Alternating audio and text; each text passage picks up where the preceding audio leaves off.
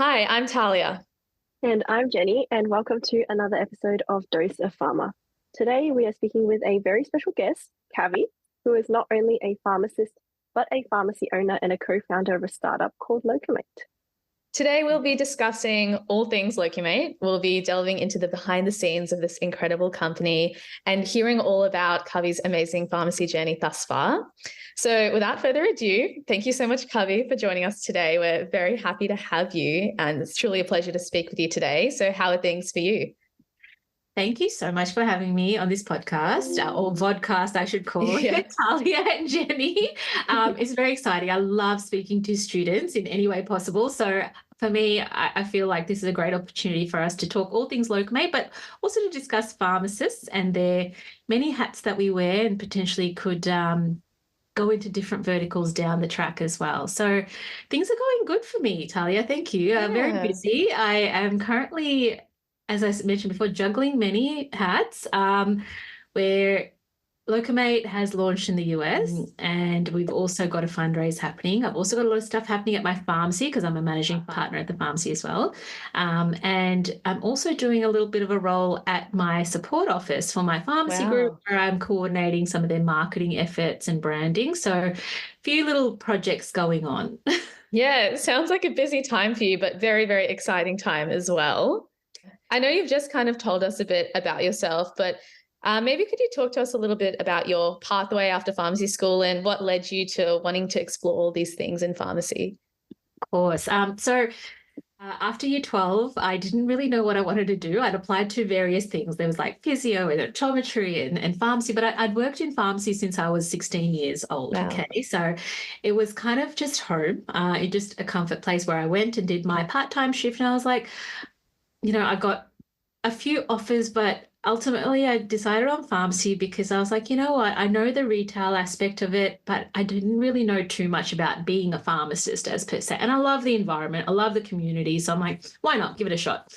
So I got through the uni, scraped through uni because after going through year 12, I was a bit burnt out. I didn't really particularly, do the things that you're both doing, like getting involved in things. It was just going to uni was a time of fun and excitement and hanging out with friends, and it was more a social life. But I'd always been very focused on and being like my own boss. I knew from when I was younger that I wanted to do something where I could be a leader or a boss. And so I knew that whatever pathway I chose, I would need to make that happen. So pretty much after I graduated, did my internship, I did a bit of locum work. So I went and worked in a few various pharmacies in different demographics. So we did regional, I did it along like Mornington Peninsula. I did, a few hours just locally, but allowed me to get a lot of experience in the way people ran things, which made me quite resilient as well, because I feel like and I recommend this to any students out there.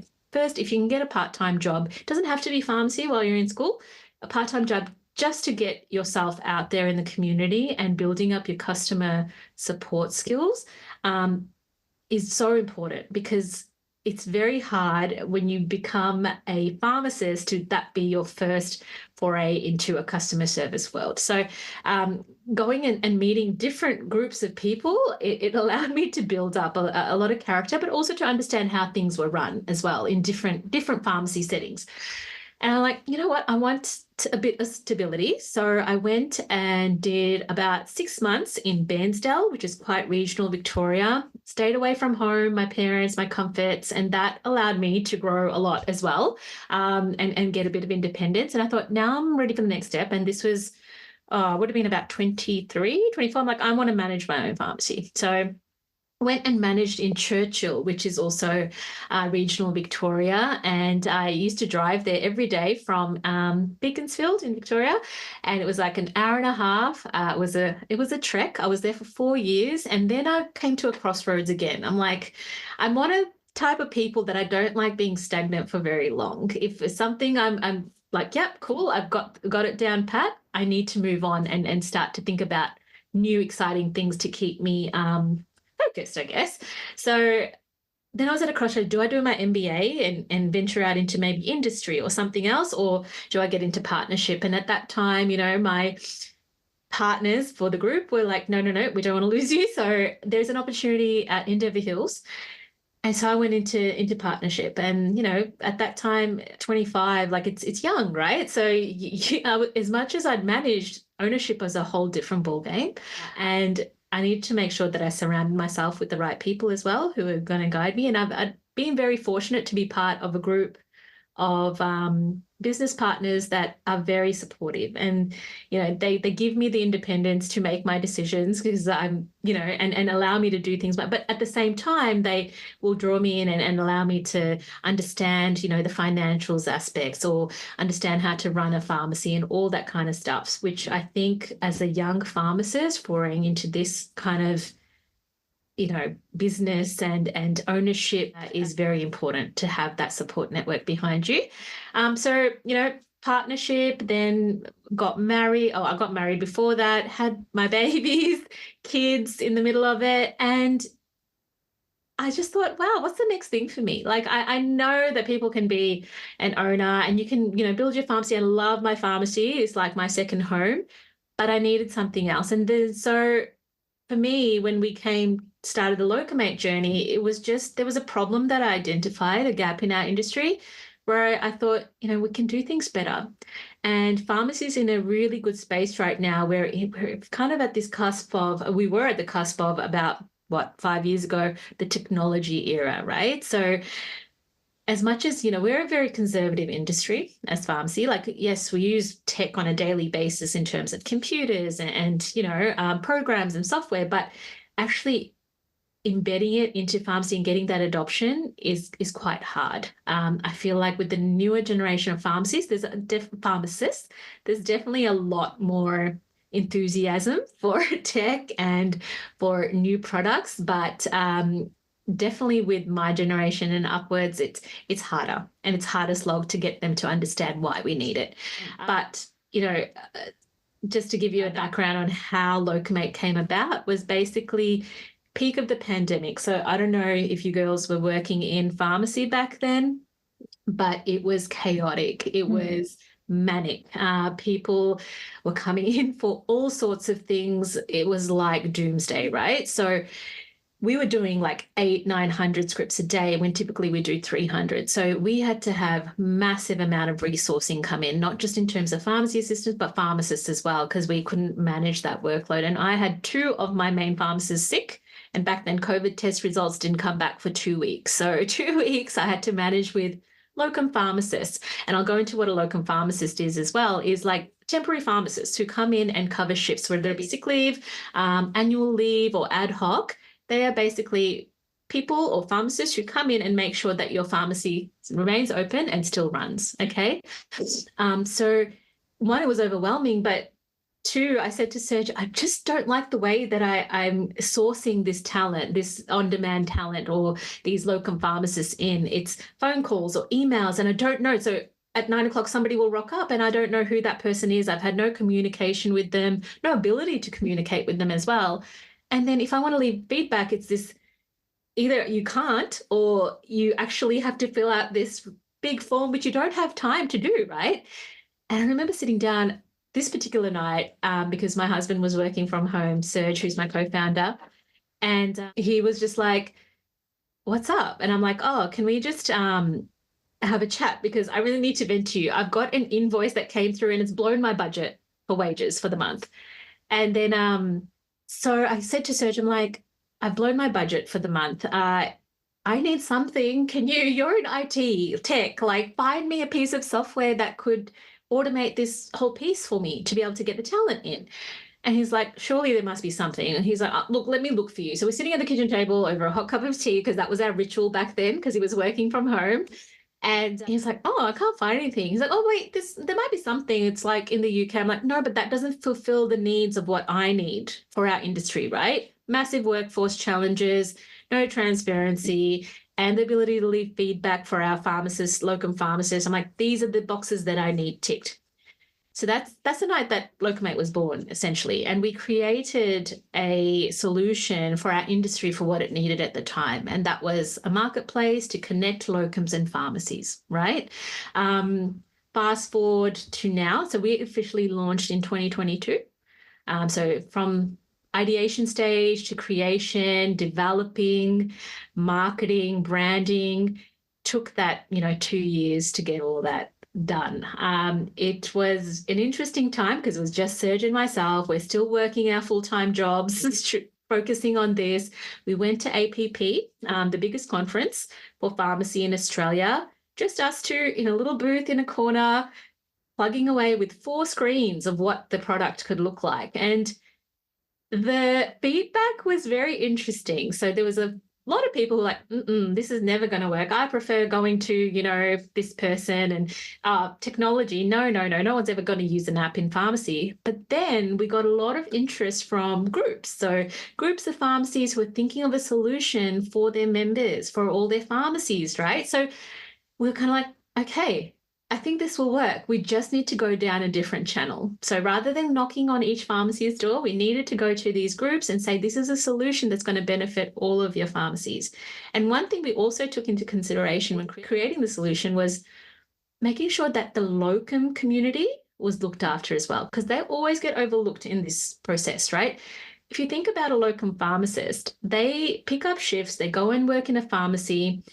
It's very transactional. So they come in, they do their shifts, and they leave. They don't have the time to be able to, form relationships, to be able to get to know the people that they work with. So it can be very isolating.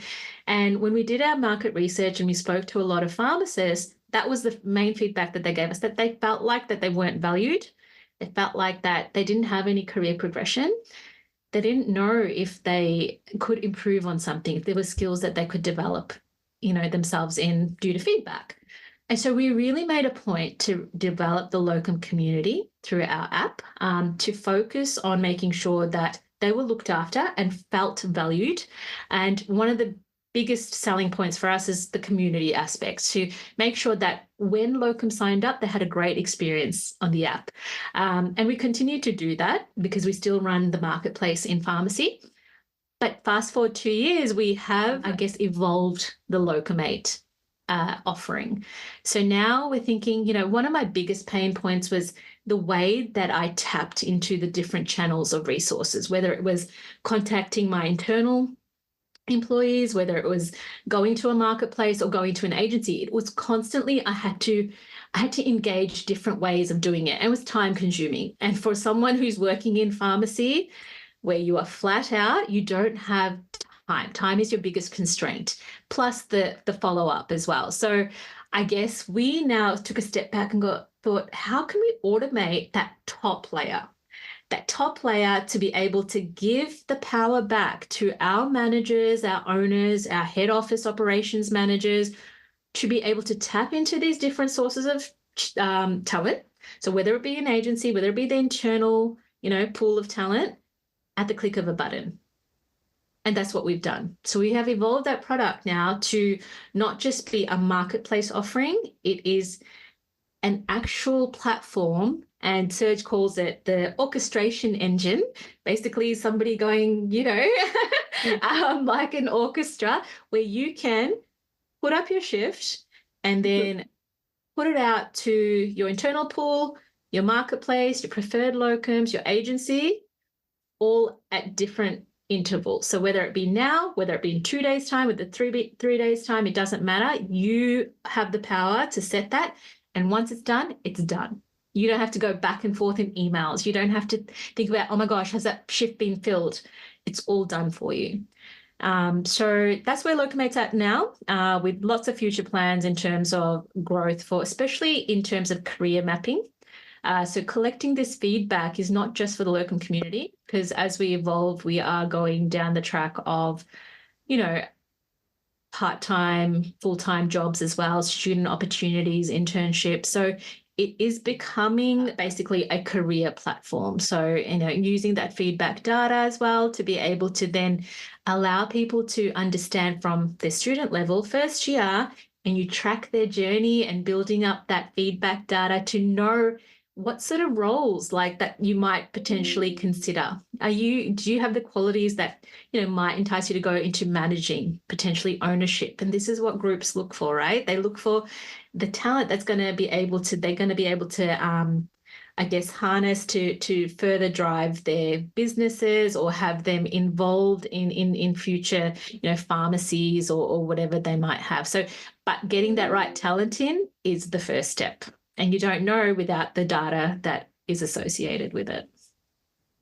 Wow, thank you so much for sharing everything that you've talked about just now, Kavi. I know a lot of people, especially when it comes to starting a startup and business, they have so many ideas but find it very, very difficult to actually execute it and to see it come to life and to become a reality. So it's really beautiful seeing how you really identified a gap in what we have at the moment and really made it into something that is so helpful for both pharmacies and pharmacists. So just on that topic, we wanted to ask, what are kind of the processes for pharmacies and pharmacists when they sign up to Locummate, and what kind of things do they have to do to get involved? Yeah, of course. So 2 profiles. So if you're a pharmacy, you create your profile. We collect your ABN, making sure that you're a real pharmacy, not just a house down the street who could be recruiting innocent pharmacists to their door. So a lot of verification is that was a key criteria for us, that making sure that it's a safe, protected, secure, and a highly verified platform, because we are all health professionals. So we needed to ensure that. So ABN's collected. You would set up a profile as a pharmacy. So this includes, the days you're open, your hours, your services, which is going to become even more important as our scope of practice is increases. So, do you offer UTI prescribing, OCP?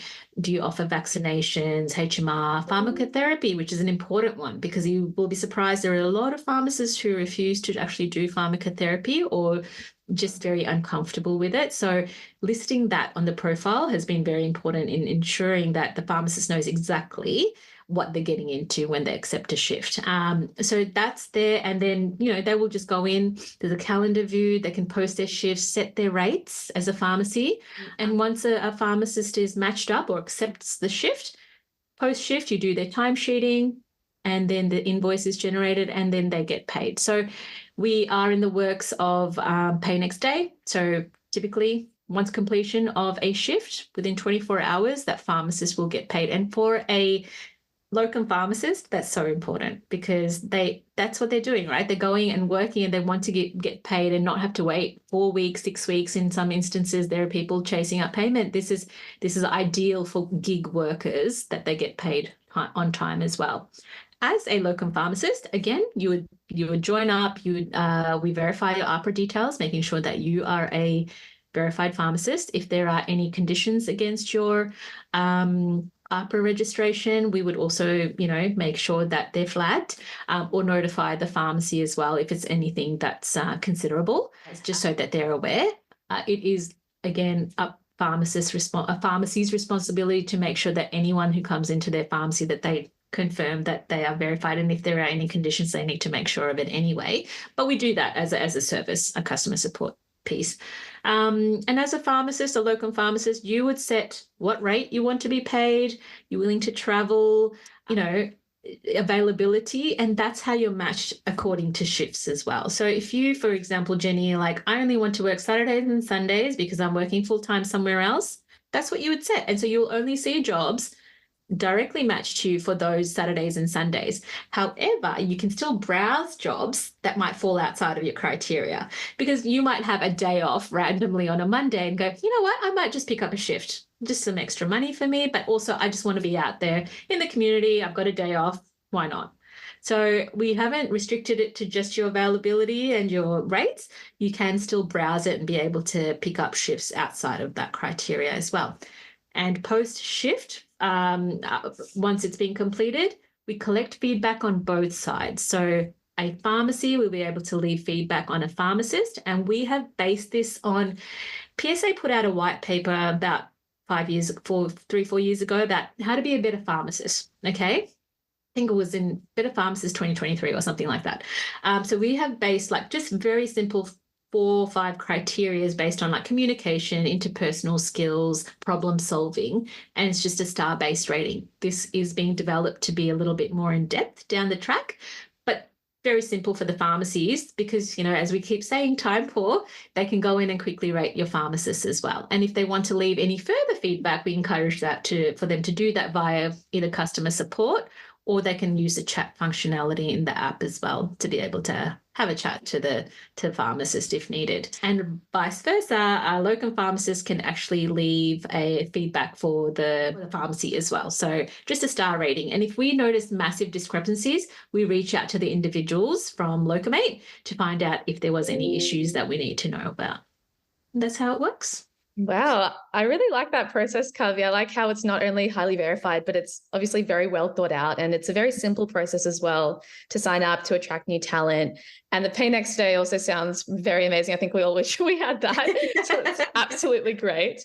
And I think the point you mentioned about feedback and it happening both ways is just so important. So not only the pharmacy giving feedback, but the pharmacists, the locums being able to share their thoughts. And I think it's a very well thought out process and it gives them a lot of, I guess, freedom and I guess a chance to be really satisfied with their experience. So I think that's very, very commendable. On the note of all the kind of the different teams and the different people involved in Locumate, we understand that it's not just you and Serge. There are a lot of people involved in this team. So could you give us a bit of a rundown of the roles or who's really involved in Locumate? Of course. Yeah, absolutely. I mean, what started off with us two has evolved into an amazing team of people. And this is one of my biggest, I guess, things that I always gush about is the team at Locummate. And, we've got myself and Serge, who are the co-founders. We have a support team who looks after any queries that either a pharmacist, locum pharmacist, or a pharmacy might have. And they're incredible. So they're the first touch point for when anybody signs up to the app. So, having that experience factor and how well it runs has been great for our branding and for our place in the market as well. We have a marketing team, which, has a creative bunch who think about all these ideas of getting Locumate's branding and awareness across. So if you have Instagram, any listeners, you should follow Locumate on Insta. It's fun because it shows the personality of our company as well. We, right from the start, created a student team. And the reason behind that was, for us, Locumate will extend not just into what it was a locum pharmacist and pharmacy platform, but it's going to start from the student level as well, especially when we bring in the full-time, part-time roles very soon. And so I always said, I've been out of that student space for a very long time now, but I need the experts in the field. And so we needed to create a student team. And plus for experience, right? Imagine having the experience at a student level in a tech company, which is embedded in pharmacy at the moment. It's incredible. Like we didn't have any opportunities like that back in the day. And I wanted to give that to the student community. So we have an incredible student team. Talia is part of that as well, along with, students from around the country. So we've got some in Gold Coast, New South Wales, and Victoria. And they just come together and put their thinking caps on and contribute to any discussions, ideas, podcasts, blogs, articles, all of these things, which, doesn't take up too much of their time, but allows them to be involved and get the experience of what it's like to work at a startup as well. And then we have developers and product managers who do all the behind the scenes work that you might not see, but they are the backbone of the company and for the features and everything that's rolled out. So we are probably about a team of all up, maybe about 20, 25 with the developers and everything. And that's been an incredible journey in itself. And as we continue to grow, there'll be more people coming in. So one thing Serge and I have committed to is making sure we make the right hires to make sure that these people that come into the company treat the company like their own, and they want to grow with it as well. So that's kind of been the ethos for hiring for us, and we want to continue to do that moving forward. Yeah, and I just wanted to add, being on the student team has been like such a great experience. I feel like I've learned new skills that I didn't think I could learn, in pharmacy school. So it's truly a privilege to be a part of such an exciting journey. That's good. I love it. And it's also so beautiful getting to see all the opportunities that are offered in Locumate and all the people, all the different types of people that can be involved in these initiatives as well. And with running such a big company and with so many people in various roles working together, there must have been a lot of celebrations, but also obstacles as well, I'm sure. So Kavi, what are some highlights and the challenges of your Locumate journey thus far? Yeah, look, challenges have been many, but there's also been so many causes for celebration as well. And one thing that I've always stuck by is it doesn't matter how small the milestone, it could just be getting that one shift we got when we first launched for the month. That was a cause for celebration, right? So challenges wise, it's been a challenge to work with your husband in a startup, especially when our careers never crossed paths. So that was a massive learning curve for us. Understanding each other's working styles, we're very different in the way that we approach work, in the way we approach conflict, and in the way we approach challenges as well. So I feel like now we've come to a place where we can draw in each other's strengths and weaknesses to be able to then manage that as well.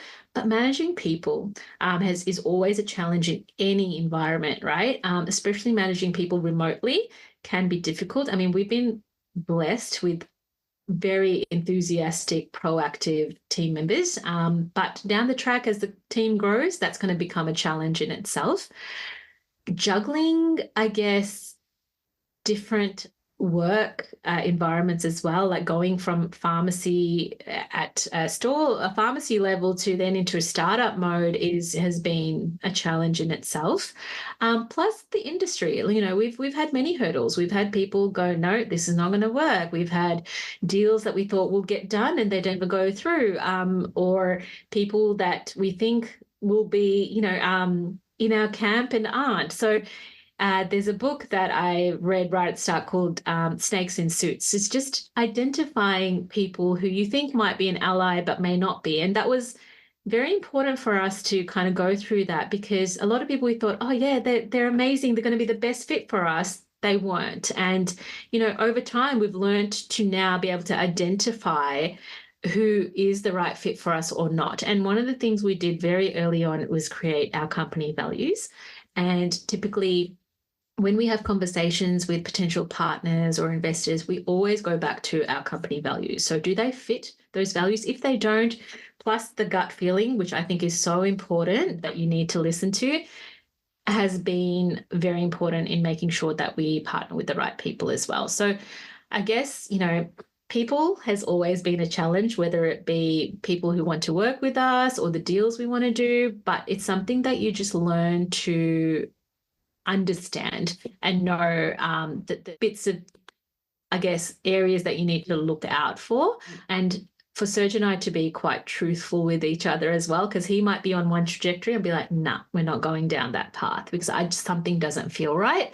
So especially for him, who's very analytical and everything is kind of data-driven, database, and I am not. I'm more feelings and just, this doesn't feel right. And the creative aspect of it, it's been a big challenge for us to work together to be able to get things done. But you know, we are here now because we have managed to overcome those hurdles. And I always go back to this. It is literally like a roller coaster. One week we might be celebrating two things, and next week those two things have disappeared. And just making sure that you just move ahead regardless is so important to being in a startup, but any company. And honestly, in life generally, like as students, you would experience this all the time. I mean, just first year pharmacy, I failed first year pharmacy, and that was the reason was because I didn't care. Like as I said, I just didn't care for it. I was too busy having fun. Second year, moving forward, I smashed it only because I was like, okay, I need to focus. This is ridiculous. I don't want to be in uni. I need to know what I'm doing, right? But it's the resilience and the ability to just keep going. And that's been very important. I think going through failures is so important. It should never be a regret in your life. It needs to be something that you actually embrace and then just go, okay, how am I going to learn from this? Because it's not the end of the world. It's not. You're not going to die from it. You might be embarrassed. You might be like, oh no, this has just put me back 6 months or a year. It doesn't matter. You've got the rest of your life ahead of you, but just keep going. And that's been the mentality that Serge and I have had. Anytime we get a rejection from anything, we're like, it's okay. We just keep going ahead. There'll be messages between us just going, that sucks. keep going. It doesn't matter. And that's been imperative in making sure that we continue to move forward, not just for us, but for our team as well. Yeah, thanks, Kavi. I completely resonate with that statement. I think Jenny and I and any student can agree that even though it is hard, being resilient and learning from your failures or any mistakes or challenges is, I guess, the best lesson you can truly get. Might be a hard pill to swallow, but I think we can all definitely resonate with that for sure. And it's a great mindset to have, I think, no matter what field of life you're in, for sure. Absolutely. Yeah. So we're going to shift, I guess, the conversation a little bit towards skills and business and management skills. So do you feel that at university you were taught anything about the business side of pharmacy? And if not, do you think that students should be exposed to that during their university studies? 100%. We were not exposed.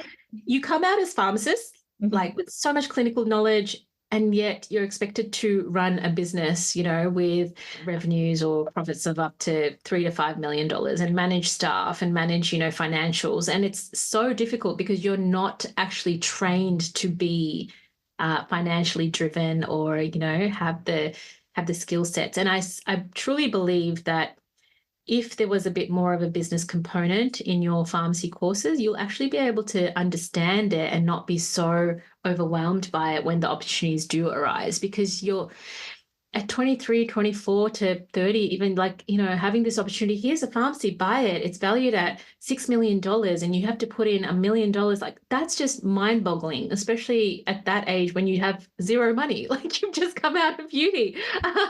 So I think if you have built up some of the understanding around it, you're going to have a lot more, I guess, the ability to go, yeah, you know what, I might give this a crack. And I know who to talk to. I know what they're talking about when all this financial jargon comes up, because I understand it.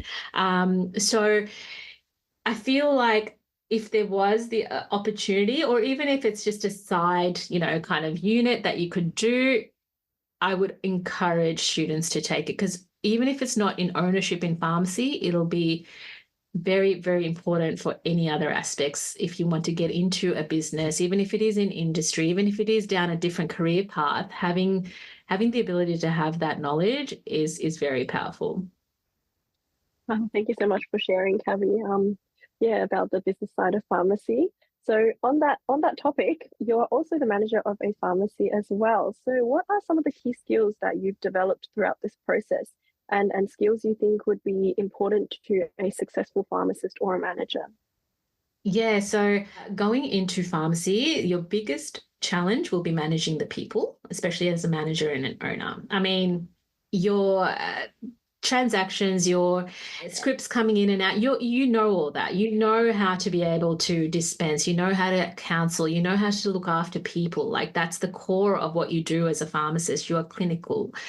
Managing people and different personalities is a whole different ball game. So for me, my biggest challenge in pharmacy was, you know, dealing with personalities of people who'd been there for like 50 years to people who are just coming in new with no experience at all, and strong personalities, and, you know, people who are a little bit more shy and reserved, and getting them to come together for the main cause of making sure that we look after our community. And that, for me, if you can get that right, everything else will flow.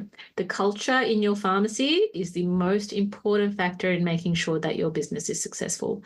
And I've used that kind of mantra for anything that I've put my heart and soul into, is making sure that the culture of any company, any business is always, you know, what if I was to work there, how would I want the environment to be? And I think that's been so important in helping to then drive the success of the business as well. So that's one main thing everyone should think about, but also making sure that you have a good work-life balance for yourself. You know, when I was younger, I was all work. Like I honestly, it was 6 days, 7 days a week, consistently working. And in the last probably 5 to 6 years, I've gone, you know what, it's really, at the end of the day, not worth like just driving yourself to the ground. Like, and I'm not saying, you know, have more life, less work. Like there has to be a balance. Like you can't be gallivanting around and holidaying for 5 days and going, oh, I just want to work 2 days and just get my money. Like that's not how it works. You still need to work hard when you do work hard, but then enjoy the time that you get to yourself when you do take that time off. go away. My surgeon and I would do this thing. We would do 3 months, like we would work and we would go away. We'd take off 2 weeks, right? Or a few days. And when we did, we would go away somewhere and completely shut off. So I would never stay in the country because I'm like, they will contact me. So we would always leave and just go on a holiday. And that kept you going. That kept us going. But moving forward, we've gone, that can't be the only way that we get a break either. So having just switching off after 6 o'clock, between say 6 to 8, we just switch off phones, everything away, no work talk, and just focus on ourselves and our kids and just having that time to ourselves. And, for you as students, you're going to have study, you're going to have work, you're going to have social life and other hobbies all coming together. And it doesn't get better in the sense of you'll be able to have less stuff. As you get older and get more embedded in other things, you're going to have more opportunities coming. Having the ability to say no is very important as well. Okay. Something that some people struggle with, but you just learn to, as you get older, you're like, I'm just going to say no to that. So it will come with time, but managing, juggling, knowing when you are at the stage of, burnout, but it should actually not even get to that stage anyway. So just understanding that your time is your time and work time is work time. And that's taken me a long time to get there because, when you are an owner, especially when it is your baby, you cannot stop thinking about it 24/7. So I encourage everyone to know what their strengths are. And if that's the type of person you are, great, but make sure you then balance that out with some time to yourself in whatever aspect it might be. Some people love to just work. They actually love it. And that's okay as well. But if they notice that they're burning out, like they need to just realize it and go, I need to step back. And there's nothing wrong with that. Yeah, thanks, Kavi. Amazing things said right then. I feel like there's so much advice I'm going to take on personally from this conversation. Not only just understanding to work with different people, different personalities, and how creating that positive work culture is so, so crucial. I think can, truly make or break an experience. So it's very important to have that well established. And I loved what you said as well about work-life balance. I feel like we get told it all the time, and it is something that's really hard to achieve, but I know that all of us are really striving to get that equilibrium. So I do hope that, after hearing your thoughts on it and speaking to, even some of our other guests who've said similar things, that we'll be able to achieve that. So thank you for that. Okay. I'm now going to lead us into our final question of the episode, which is more of another kind of advice question. So a lot of students, I feel, or even early career pharmacists, late career pharmacists, very interested in the business management side of things, or even founding like startups like yourself. What advice do you have for us to immerse ourselves in this kind of sector of pharmacy? How should we get started? Is there anything you'd recommend that we do? Yes. So first and foremost, look for an opportunity. If you can get a couple of hours a week to be able to be involved in anything that is a little bit outside of pharmacy, so not your traditional hospital and community pharmacy, take it. It doesn't matter even if it's not related to your industry, because you are going to develop skill sets which will eventually be so crucial for whatever you're going to do. And there's so much cross connectivity between industries in our skill sets, right? So first and foremost, if there's an opportunity, take it, especially as a student. If you have the opportunity, even if you're currently working in a pharmacy, reach out to your owner or reach out to a director at that group and see if you can have some one-on-one session with them, right? Whether it is to go through a profit and loss statement or to go through a balanced scorecard.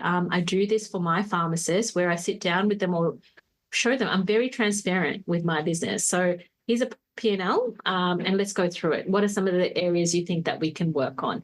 Get them involved. So be involved, but you need to be proactive because not every owner or director thinks that you are actually interested. You have to show that interest as well. So proactiveness is very important. A good manager, a good owner, a good director will never shut you down if you're keen, okay? It's all about, again, going back to that culture. They want you to be involved. They want your growth and development. They should be helping you and supporting you with that. Natalie Siriani, who's a very good friend of mine, her dad is Frank Siriani, who's Medici Capital, and she does Attain. They're incredible. So if they ever run any sort of like dinners, breakfast, seminars, join up, go. They are an incredible force in the pharmacy space, especially when it comes to, going through financials, buying your own pharmacy, going to the business side of things, reach out to them because they're incredible people and they're very, very willing to help out if needed. But if there is anything that they put on, go to it. Go to networking industry events. Highly recommend it. You don't know who you're going to meet who could eventually, help you on your pathway down the track. Networking is very, very, very important. So yeah, I think these little tips, like as a student, is very important. Just step outside of your comfort zone. Do things like this, doing podcasts and blog articles, seeing if you can contribute to anything, whether it be via an interview or, being involved or sitting in on a meeting. Like these are all the things you can do. And, typically everyone will be happy to have you involved. Like one of the things I want to do with my student team at Locummate this year is say, hey, Talia, why don't you sit in on a product meeting? See how the developers talk, see how the conversations flow, start to understand the lingo, just so you're aware of what it means when they're talking about a sprint, when they're talking about, I don't know, I don't even know the jargon myself, so I have to sit in on it, right? But this is the sort of stuff where it's been a massive learning curve for me at this stage, and I'm like the founder of the company. But if you get involved as a student, you're going to know so much more by the time you're ready to get into the startup space.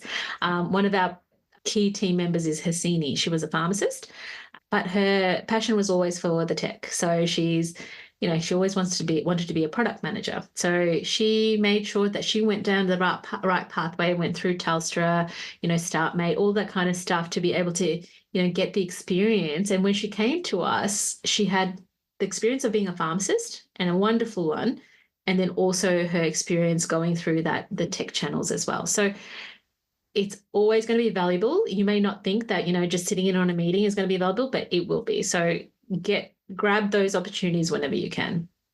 Biggest advice. That's perfect. Beautiful advice, Kavi. Thank you so much for sharing. And I also think it's really great to be thinking outside of the box and obviously not restricting ourselves to what our degree is defining us to be as just pharmacists. Mm-hmm. So it's been really good getting to open our minds up to so many opportunities that not only pharmacists but students can also get involved in as well. If we just took a bit of a leap of faith, knowing it's never too early or too late to go down the path that leads us to our passions and our goals. So thank you so much for all your advice. And that does bring us to the end of today's episode. Thank you again for joining us for our discussion today. And I'm sure the audience has gained so much insight into Locummate and your incredible career journey so far. And we really look forward to all the incredible achievements that is undoubtedly to come for you as well. Thanks for joining us. Thank you so much for having me. It's been incredible. Thanks. Dose of Pharma acknowledges the traditional custodians of the various lands throughout Australia on which we connect today, and pays respect to elders past, present, and future.